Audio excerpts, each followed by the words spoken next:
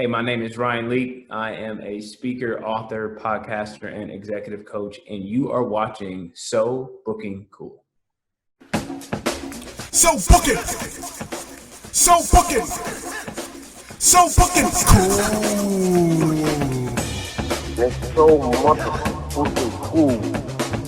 So listen to So Booking Cool.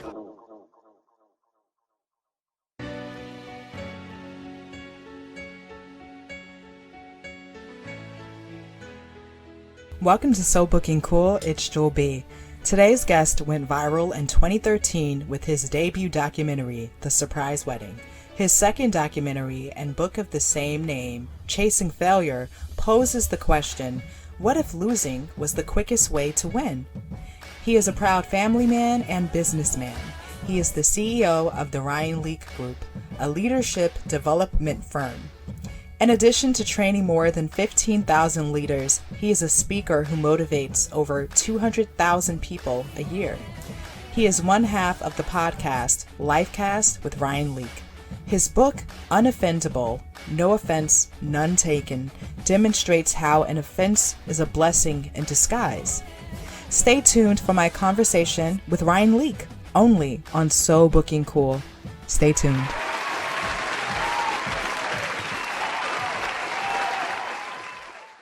So Ryan, in addition to being an executive coach, you're also known as the ultimate risk taker. And I know people must see you as a go-getter. So were you always this way? I was a pretty quiet kid. Then my dad, when I was in fifth grade, he had a stroke, and he lived another 18 years after that, but he was disabled most of his life, unfortunately. And what that meant for me was I just had to grow up a lot faster than most kids, and just became pretty independent, and had to figure out a lot of things on my own. And so I don't know that I was a go-getter by nature. I think it was more of how I coped, more of how I adapted to the environment around me. And so, ever since then, I just kind of kept going. Wow. And what were some of those lessons that you had to learn on your own, when that tragedy struck? Sure.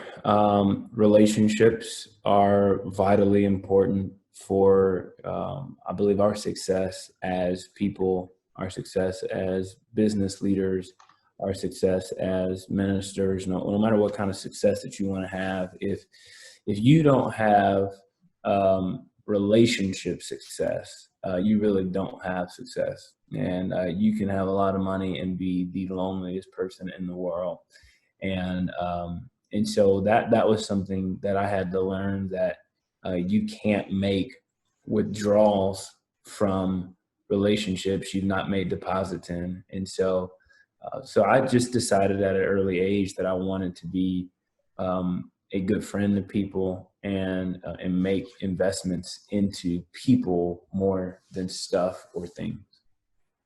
Interesting. So at what point do you decide, and is this still your same approach now, but what point do you decide that you want to invest in a potential relationship? Like, how long do you have to know that person, or maybe it's right away? I think it's right away. I think every person is worth investing some amount of energy or resources towards. I think one of my mentors, John Maxwell, what he says a lot is he looks at everyone as if they have a 10 on their forehead, and he thinks, man, if I can just treat them like they're the best in the world, man, that will take me far in life. And I don't do it perfectly by any stretch of the imagination, but I just try and treat everybody like they're somebody, and give them the time of day. And honestly, you just never know who you're talking to. And I think that's why it's important that we do our best to treat everyone equally. Are those some of the skills that you teach leaders, for example? Absolutely. Yeah. I mean, in terms of when I'm sitting with the leader, perhaps one of the greatest blind spots for leaders is how they treat people. And you got to a position of leadership by working hard And sometimes you're given a position without acquiring some basic people skills. You'd be surprised how much asking a person how they're doing will go very far relationally. I can't tell you how many people I've asked that simple question, hey, how you doing? And they go, good. I go, no, for real, like, how you doing? And they'll pause and just go, you know what? No one really asks. We're just kind of so busy that you'd be surprised how some simple kindness can go really far. So I think how we treat people is more important than our products, our services, and I think in terms of how we go about living in the world, how you treat people will be revealed in your character. And when did you feel called to become a motivational speaker? So my dad was a pastor, so I grew up in the church and had opportunities as a student to be in front of people in general, and I enjoyed it. I knew people that were having horrible days, and I was given a microphone for 10 minutes, and it made their day. And so I thought, man, could I do that for a living? Could I, and how can I get better? So, I study communicators to this day. And fortunately, I've been given an opportunity to speak to a lot of people over the years. What are some things that people might be surprised to know about being a speaker? It's hard. It is very easy to pick apart anybody that's doing anything publicly, and to memorize a speech that you've never done before. And I know a lot of motivational speakers sometimes do all of the same talk. In my line of work, sometimes I do the same talk, but I'd say 75 to 80% of the time it's a new talk. Just my method of how I work with organizations is I ask them what their touchdown is, not mine. And so a lot of times I'm having to create new content to help that particular organization.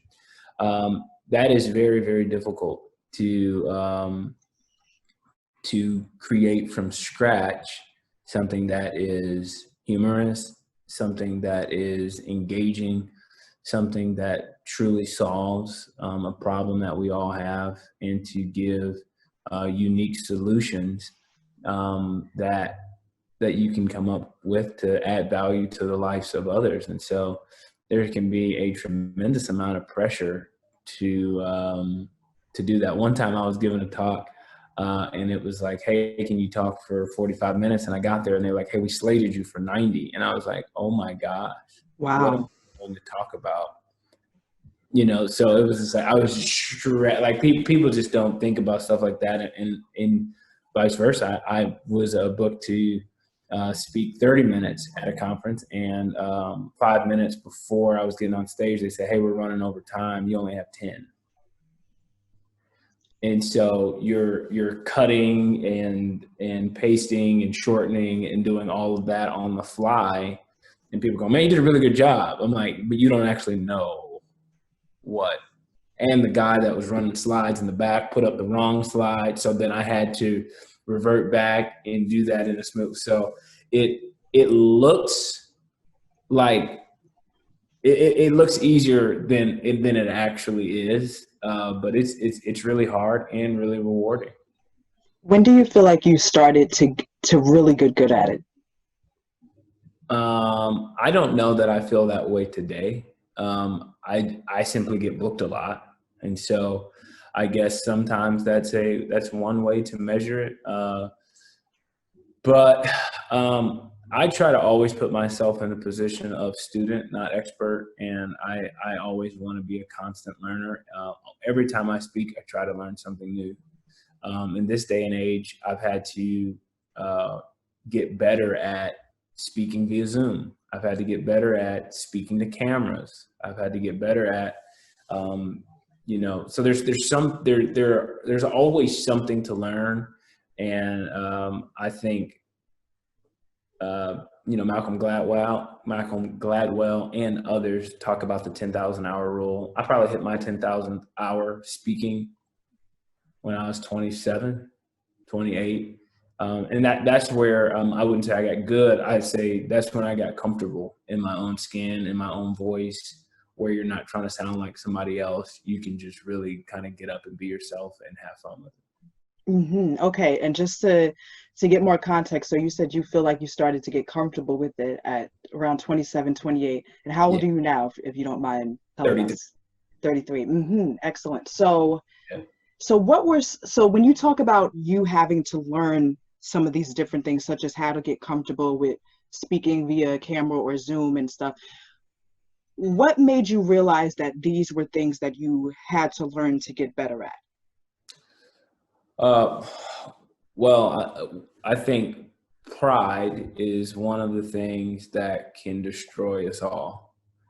And I think you just have to remain in a position of humility of there's always something that I can learn. And the reality for you and me is that the world changed without our permission. And we had a decision to make in that moment. Are we going to adapt, or are we going to wait for the world to go back to normal? Newsflash, I don't think normal's coming back. I don't think the world will ever be the same. At least that's the way that we should prepare our hearts and our minds for how we're going to operate in the new world. And so I think like in life, you often have choices, and you have a choice to adapt, or you have a choice to say, I'm just going to do things the way that I've always done it, and wait until I can do it the way that I've always done it. I tend to be more of an early adapter to say, hey, you know, what are things that I can do to go ahead of the curve to figure out ways to add value to others. All right. And speaking of the COVID-19, what are there any observations that you've had, like in light of the quarantine, and even with some of the other stuff that's been going on in the world, like the social unrest and whatnot? I mean, I've got many observations in that regard. I think perhaps the one that sticks out to me is that I think we're a lot stronger than we think we are, and sometimes I think we underestimate our abilities of what we can live without, and I think that some people are so afraid to change, resistant to change. What COVID-19 has done, it has forced us all to change. It's, Yeah. you know, there's a lot of people, I'm afraid to lose my job. I'm afraid to get furloughed. And then what happened? They got furloughed. They lost their job. And then something crazy happened after that. They kept breathing. It's like they kept breathing. And then they had to figure it out. COVID did not ask anyone's permission. They just had to go figure it out. And so I think you're going to be that person either by choice or by circumstance. I've just chosen to be a person that says, hey, I'm just going to decide to adapt before I have to. And with your book, Unoffendable, how did you come up with the 7 keys? You know, I was actually writing another book called Who's My Neighbor, and I bumped into this thing on Offense, and I thought this might be bigger than the book. Unoffendable was just a chapter, and I actually said, man, I actually think Who's My Neighbor should just be a chapter, and I actually kind of switched some things. And so, you know, I honestly just really started writing and started thinking, man, what's the most practical pathway to being a person that is unoffendable. And when I use the term unoffendable, I'm not talking about a person that never gets offended. I'm talking about a person that doesn't stay offended. And because often what I see is people who are responding to an offense that they received in middle school, and they're still making their coworkers pay for it at age 45. It's like, you've been doing this for 30 some odd years, and you don't even know why. And sometimes it comes down to a rejection or an offense that they experienced when they were younger. And so my book, Unoffendable, it just simply encourages people to know that they have a life available to them where they don't have to walk around offended all the time. What do you think makes some people hold on to, I guess, essentially grudges and to stay offended by something, even if it happened such a while ago? Sometimes it's all you have. Sometimes it's all you're left with. Sometimes all you have is your pain. Sometimes all you have is that memory. You don't have anything else to hold on to. You haven't found a new hope. And so until you get that new hope, you're naturally going to hold on to grudges. You can have anything that gets reviews of any kind. Doesn't matter what it is: books, products, services. And if somebody can review you, if let's say there's 1,000 reviews, let's say 990 people give you a 5-star review. If 10 people give you a 1-star review, what do you think you're going to read? The 1 star, if you're asking me. Why do we do that? When we will actually forsake the other 990 and play the tapes of the 10. And what I've just realized is that's very unfair to ourselves and to others. So, and I think we actually have to choose what voices we listen to the most. Can you pinpoint the time when you first realized that being offended by something was just not the answer? I've had quite a few people that I've called in my lifetime where I was freaking out about something and they weren't. And I was thinking, why aren't they freaking out? They had peace and I did not. And I thought, is that available to me? And I found out it was. And so slowly but surely, I realized that while we cannot control the things that happen to us in our life, we actually can control our response to those things. And honestly, I never knew that. I thought your response was your response. You just said whatever was on your mind. But I found that words are very, very powerful. And when we pause, when we think before we speak, and when we're quick to listen, I think it always ends better for us. One of the things that I think hindsight is one of the greatest professors on the planet. And when I look back, I think about how many times did I overreact to a situation when I didn't have all of the information. I didn't have all the information. And once I got all the information, I felt pretty stupid for overreacting. And then I had to go and apologize to people because I got a story wrong. So the other day, my wife and I had to lease a new vehicle, and I think the car had maybe 20 miles on it. And I walk into my garage and I see a black scratch on it. And so it's a white car. And I thought, somebody's about to die. Like, I thought this is about to go down. And I simply put my finger over it and I just wiped it off. It was just like some grease from somebody just kind of walking by it. I think that happens in life a lot. I think there's been so many times where I didn't have the full story and I reacted to the first person's story. And so I think as I've just matured over time, I've just gone, when I hear stories, I just listen to them. And sometimes I think people can think that I'm underreacting, and I'm just going, well, there you go. And that's the story. And it's like, well, that's one side of the story. And I think we've got to be open to other people's perspectives and not believing that our world is the world. And I think that's how we grow up and that's how we mature. Wow. Okay. That was that example that you just gave with the car. Wow. Yeah. Information is powerful. What would you say to the person who feels like they're still kind of confused about the context of a situation and, which has left them to feel offended? Do you just make peace with the fact that that's a story that you might not have access to? I don't know.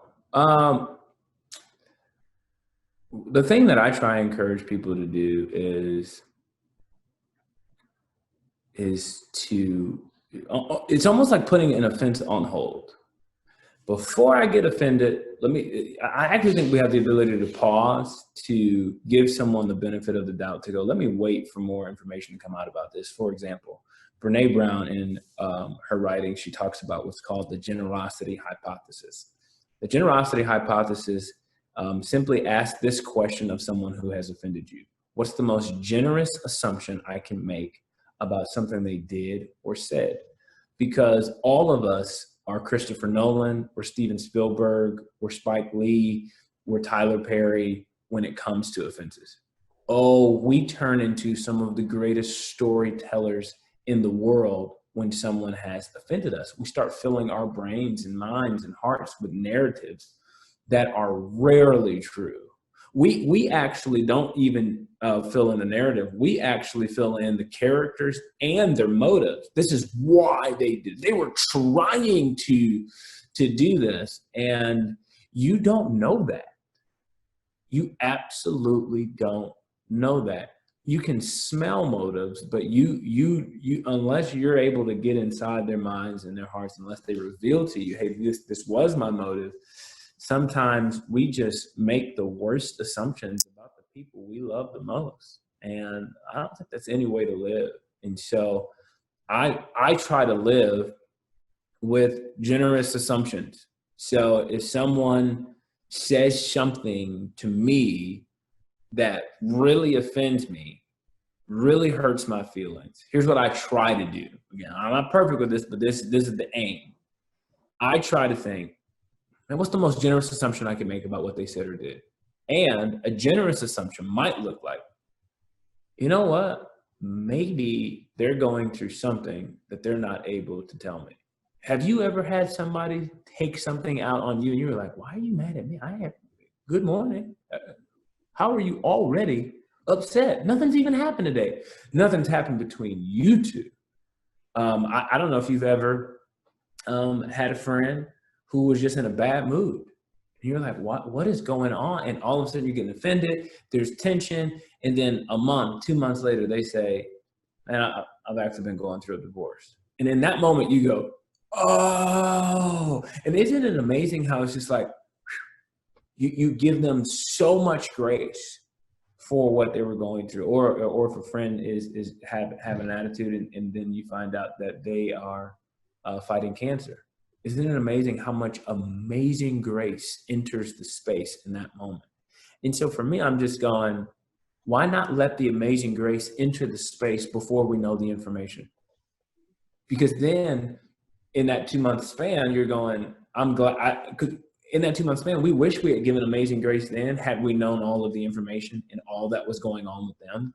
But I just say, you know what, I'm going to make the generous assumption that there's something going on with you as well that I can't see, that we can't talk about. So I'm just going to give you the amazing grace anyways, even when I can't see it.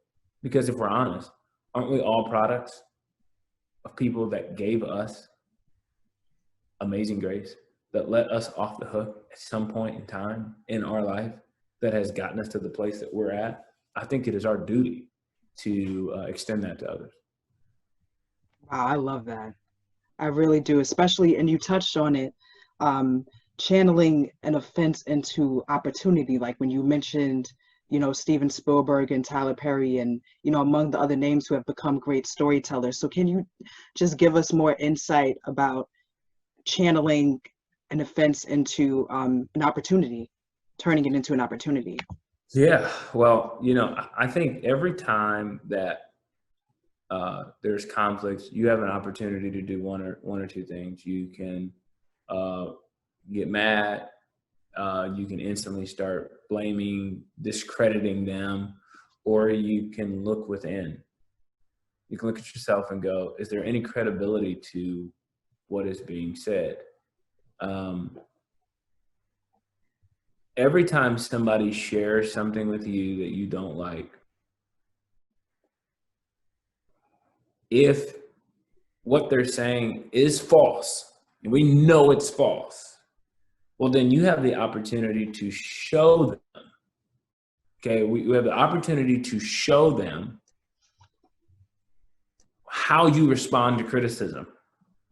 And they need to know that on a day that what they're saying is true, that you're going to respond with humility. And let's say that what they said is true, well, then you also have a response to also respond in humility to say, you know what, I'm wrong. We're okay telling people we were wrong like 10 years ago, but mathematically speaking, if in 10 years we're going to tell people we were wrong, that would mean that currently there is the probability there's something that we're doing that we can't see right now in this very moment, where it's not I was wrong, it's I am wrong.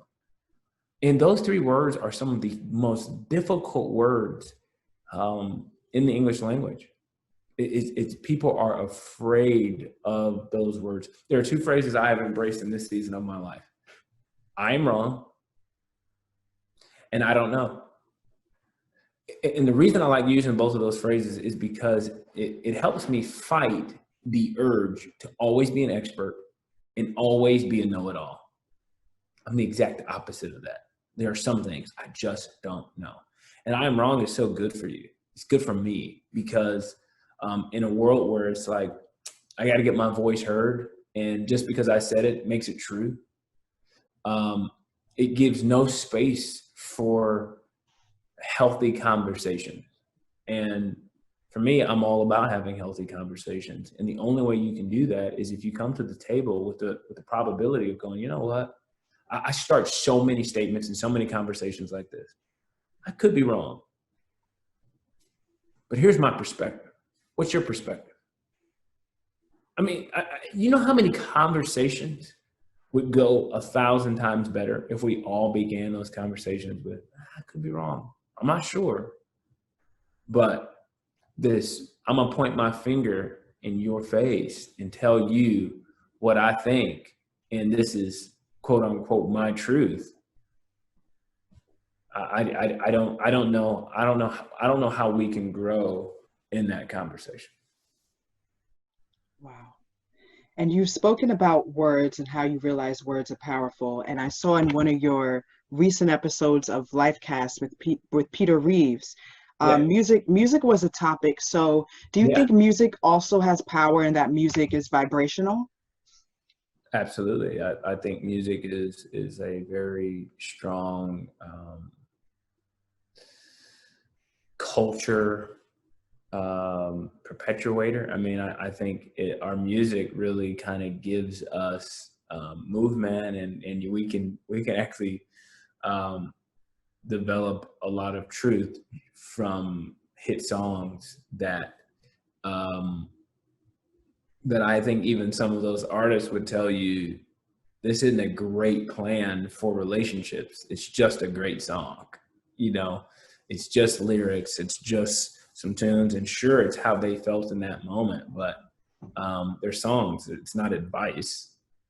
So they're writing out of the depths of moments that they've had in their life and giving us an inside look and allowing us to be entertained by it.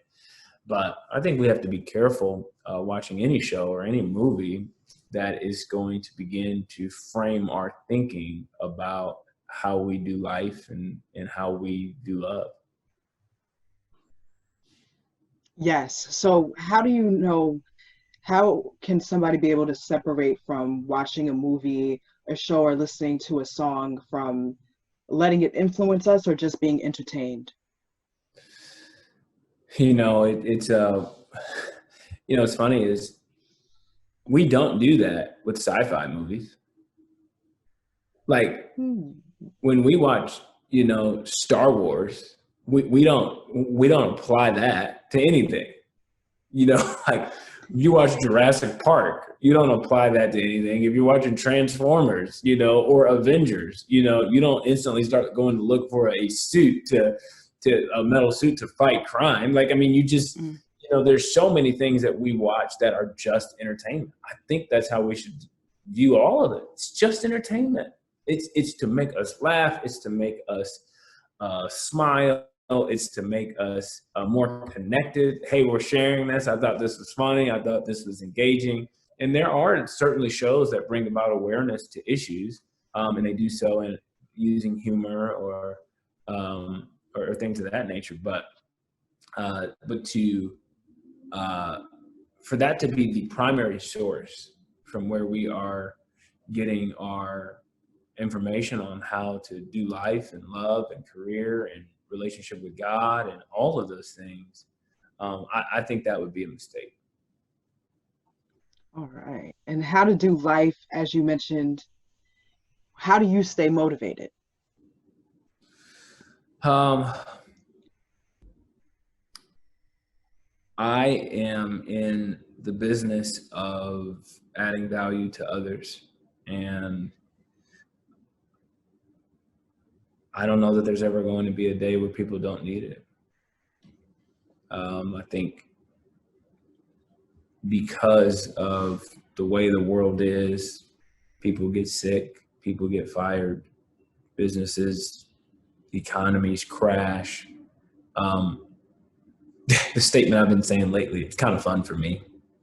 I'm not a very political person, so I would consider myself bipartisan. I care about politics, but I am neither Republican nor Democrat. So the seat that I sit in is kind of interesting. I've been telling people a lot lately, every 4 years, there is a 50% chance that someone's going to be president that you don't like.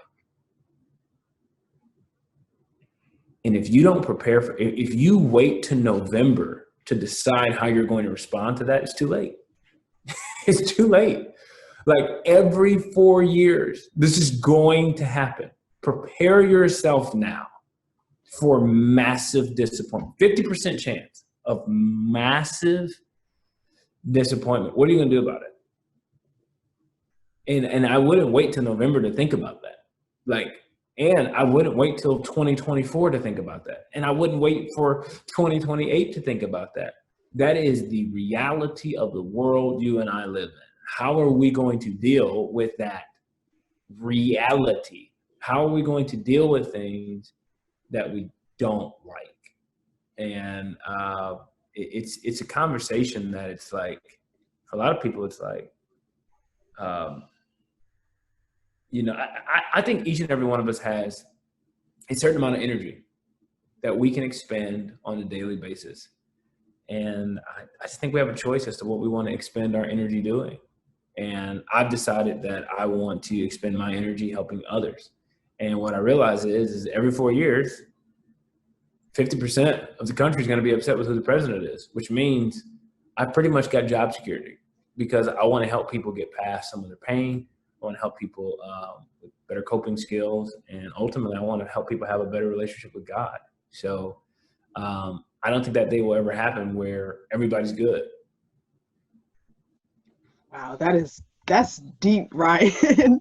What you just said about the presidents and stuff. Wow, it is too late to be upset. Yeah, that's deep.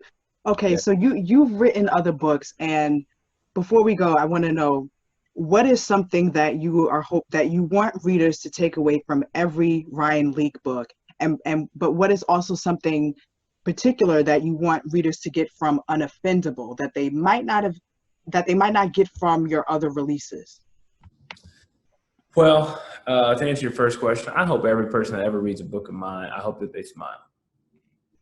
I hope that they find something in the book that makes them laugh out loud, because I don't think we smile enough. I think I think sometimes we're a little too serious and take ourselves way too serious. And I think one day we might wake up and realize we haven't enjoyed the life that we had. And I would hope and pray that that's not the case for us. What I hope somebody walks away with from Unoffendable is to know that there is a life available to them where they don't have to live their life offended. They don't have to make other people pay for something somebody did 20 years ago. That there is hope that they could do the thing that maybe they've been trying to do for a long time, which is move on. And there is a life available to them where they can trust again, they can love again.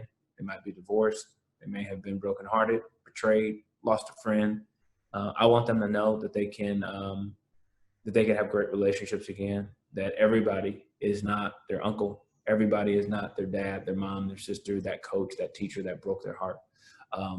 That they can extend some grace to people in their future and perhaps extend some forgiveness to some people in their past.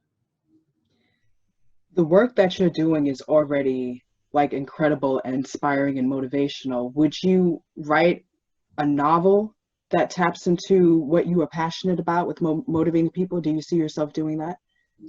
I don't know. Every day I wake up, I think, how can I help people? And I've actually written books that were for me.